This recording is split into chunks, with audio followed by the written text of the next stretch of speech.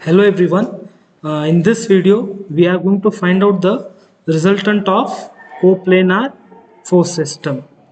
So if you see, there are four forces acting on this body. One is 400 Newton, one is 300 Newtons, another one is 300 Newtons, and another one is 200 Newtons.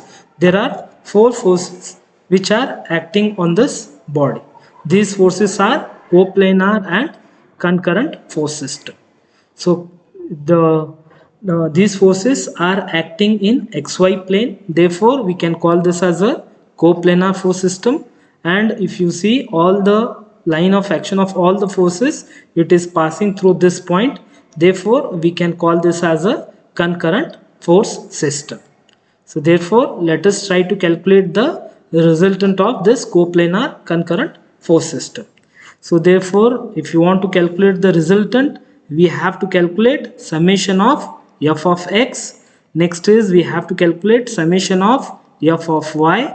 And then next, by substituting in the formula, we can calculate resultant r, and magnitude is resultant r, and direction will be theta. So these things we can calculate. So before that, let us try to calculate the forces which are acting along x direction. So we'll start with this 300 Newton force first. So if you see this force, this is purely, it is acting in the x direction. So therefore we can write the summation of f of x will be equal to this 300 Newton. This is moving towards the right side. So therefore this is plus 300 we have. Then next is we will resolve this force 400 Newtons along the x direction. So therefore, if you resolve this force, it is going to move towards right side. Therefore, this will be plus 400. Then next is we have angle. So angle is, we are going to resolve along the angle. Now angle is given with respect to horizontal. We are resolving along the angle. So therefore, this will be cos of 60 degrees. Then next is we will go to the third force, that is 300 Newtons. So if you resolve this force along x direction, it is going to move towards left side. Therefore this is minus 300 we have. Next is angle. So as we are resolving it along x direction, that is along the x angle, along the x, so therefore angle is 40 degrees. So therefore this will be cos of 40 degrees. The next is you can see there is another force 200 Newtons now. This is purely acting in the y direction. So therefore if you resolve this component, so you cannot have any x component, its component will be 0. So therefore we need not include this component. If you resolve also, we are going to get the 0 itself. So therefore if you simplify this equation, we are going to get answer as f of x will be equal to 270.187 Newtons. Then next, let us try to calculate summation of f of y. So that means all the forces which are acting in the force component along y direction. So first again we'll start with this force itself.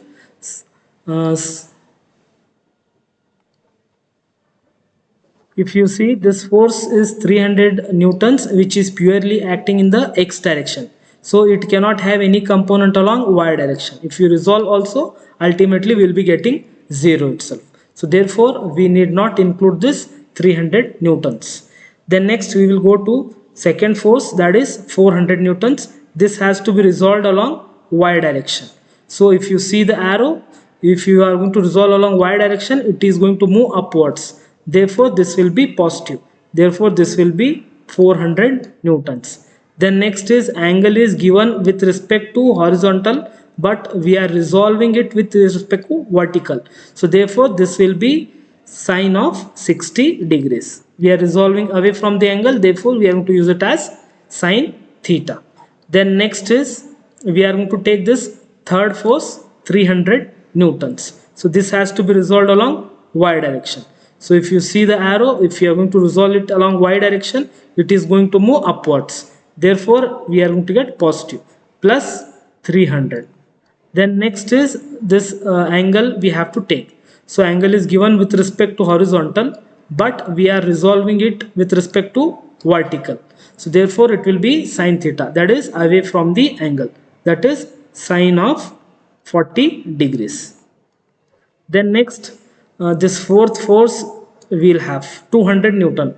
As this is purely acting in the y direction, we need not resolve. So therefore, if you see the arrow, it is moving downwards. So therefore, downwards means negative. Therefore, minus of 200 Newtons we have. 200 Newtons we have. Right? So if you simplify this equation, we are going to get answer as 339.246 newtons. So this will be the answer. That is all the what you can say forces we have resolved along y direction.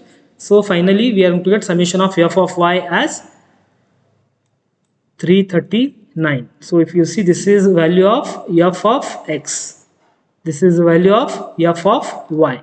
So this has to be substituted in the equation, that is resultant r, that is equal to square root of summation of f of x square plus summation of f of y square. So f of x already we have calculated, that is square root of this, that is 270.187 square plus 339.246 square. So if you simplify this, we will be getting answer as 433.692 newtons. This is the magnitude of the resultant force. This is the magnitude of the resultant force. Then next we have to calculate the direction, that is theta. So theta will be equal to tan inverse of summation of f of y divided by summation of f of x. So therefore if you substitute, we will be getting tan inverse of f of y is 339, that is 339.246 divided by f of x is 270.187. So therefore if you simplify, we will be getting theta equal to 51.47 degrees. So this is the direction what we are going to have. Then next is in other words, if I am going to club all these forces and we have found out the resultant. So if you want to show this resultant force, so how it is going to act, we have to see f of x is positive, f of y is positive.